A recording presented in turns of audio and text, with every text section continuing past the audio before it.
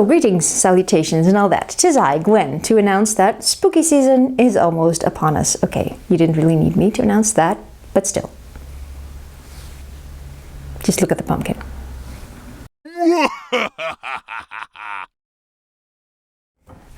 Allow me at this point to make a little sidestep. I adore the Gunne Sax dresses from the late 60s and 70s, and also, well, they were also in the early 80s, I think, but don't adore those quite as much as those from the late 60s and 70s.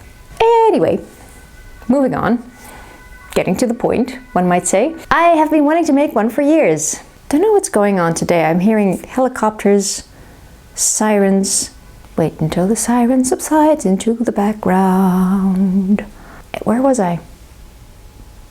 I adore the Gunne Sax dresses from the late 60s and 70s, early 80s, not so much. But I have been wanting to make one for ages, and it just keeps getting bumped and bumped and bumped by my other plans. So what does one do? Well, sometimes it is tremendously helpful when a project has a deadline. So, deadline it is. We're making a Gunne Sax dress, but we're making it with spooky fabrics. That's right, we're making a Halloween-themed Gunne Sax dress. I say we because you're also invited along for the ride, and if you want to make your own Halloween-like Gunne Sax dress. I also heard there's a couple of people doing one for Christmas with Christmas-themed fabrics and all that. So if Halloween's not doable for you, you get another shot at Christmas. Or Yule or Hanukkah or whatever you celebrate. Go and create. Have fun. Enjoy. Anyway, just take whatever you celebrate and roll with it. Okay?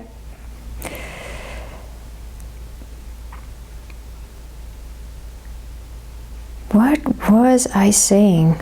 I like to pretend that this doesn't happen to me every day, but it does. Multiple times.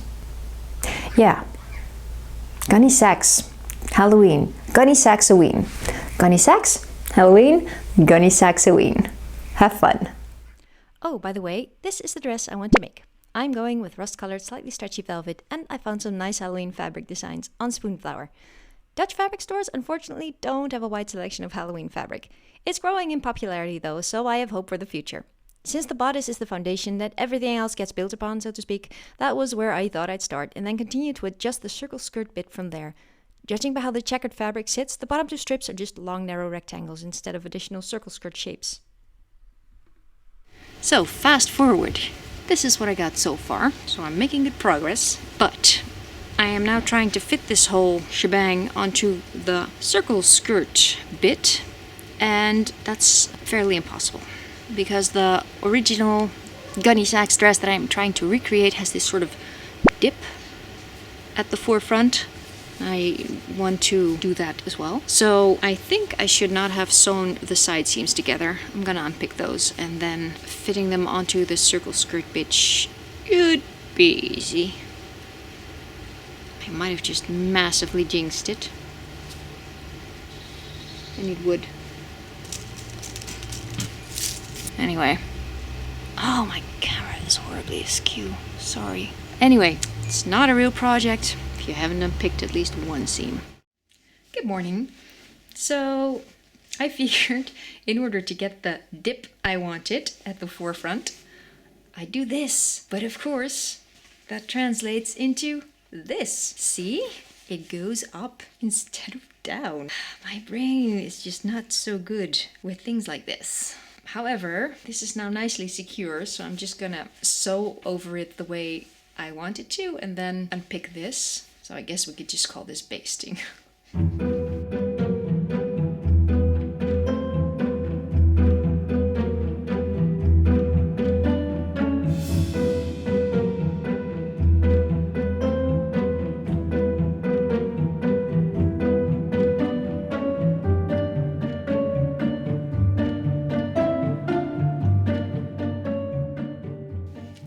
It is wearable! Success! So guess which side is gonna get redone? You guessed this one, right? I hope you guessed this one, because this is the side that's gonna get redone. I thought I was being smart. I thought if I add a little extra, it's gonna go around the curve easier, otherwise it's gonna like pull and do unpleasant stuff. Turns out it's not. Lesson learned. Don't try to be smarter than the fabric. I had some Halloween fabric left. That means one thing, and one thing only. We're adding pocket says!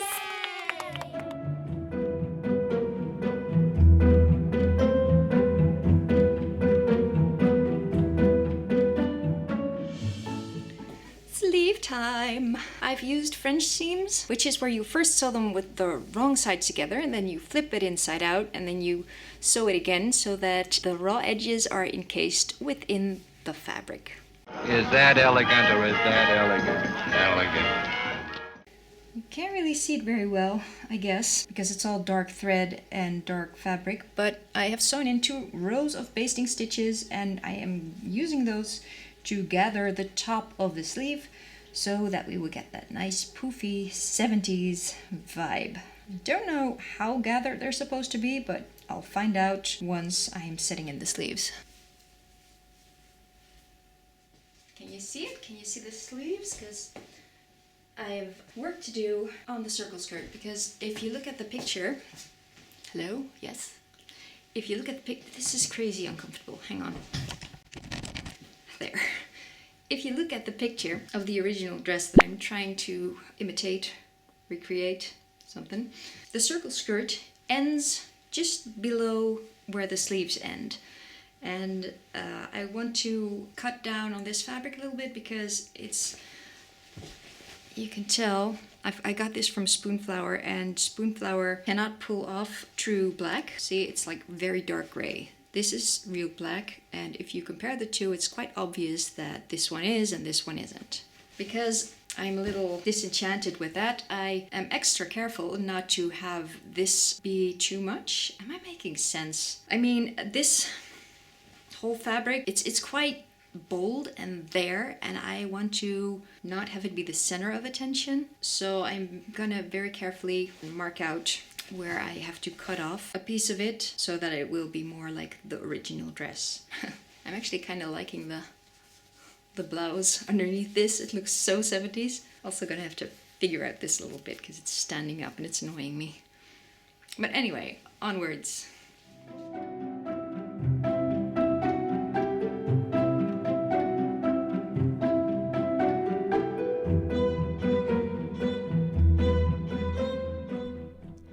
The fabric I had ordered was much thicker and stiffer than I had anticipated, and wasn't getting me the drape I wanted at all.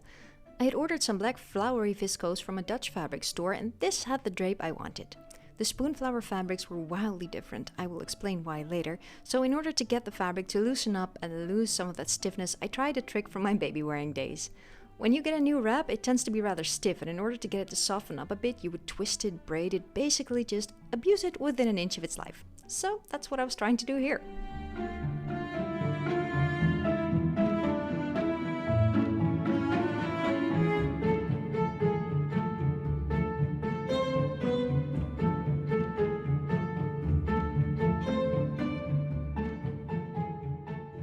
So this is not good. It's way too stiff. This is quilting cotton, and I thought, well, once you wash it, it'll just loosen up. I have no knowledge of quilting and, you know, the fabrics, but I was under the impression that quilting fabric is stiffened with a sort of stiffening agent, so it's easier to, I don't know, work with, and then when you wash it, it'll wash out and become more soft.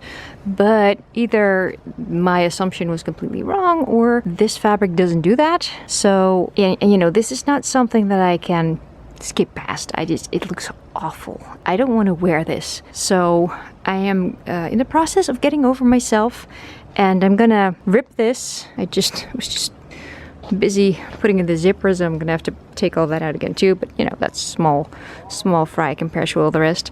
So I'm gonna rip this. I'm gonna have to take all this off too. Take out the flowery fabric, because I'm gonna still use this for the dress. Take this off as well, although I might still have enough trim left to just leave this as is. So I have a lot of work to do. Also, because I now know exactly how much I need for this part of the skirt and this part of the skirt, I can probably get away with, well, ordering less of this part. Probably gonna have to order about the same amount of this, because I think I ordered 0.5 meters. Yeah, I don't know. Maybe if I did order a meter, I'm gonna have to look it up. If I ordered a meter, I think I can get away with using less, because I wouldn't mind this being shorter. So, there's that. I allowed myself the luxury of not filming the redo process in order to get this video out as soon as possible, because it's really just more of what you've already seen, and we are already well into October, and I just want to get the damn thing done. I ended up ordering a sample pack from Spoonflower, as I probably should have done in the first place. Fun fact, I ended up ordering in cotton knit because that was closest in drape to my beloved viscose, and to this day I remain happy with this decision.